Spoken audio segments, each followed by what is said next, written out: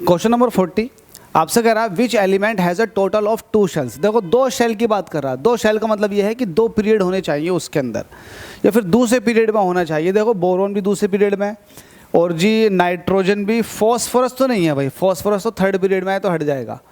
Boron के बाद aluminium, ये भी दूसरे पीरियड में नहीं है भाई, ये भी तीसरे पीरियड में है, तो ये सभी हटा दो। 2 तो कट गए।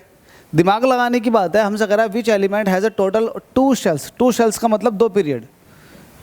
2 पीरियड का मतलब ये हो गया कि बोरोन भी 2nd पीरियड में है, नाइट्रोजन भी।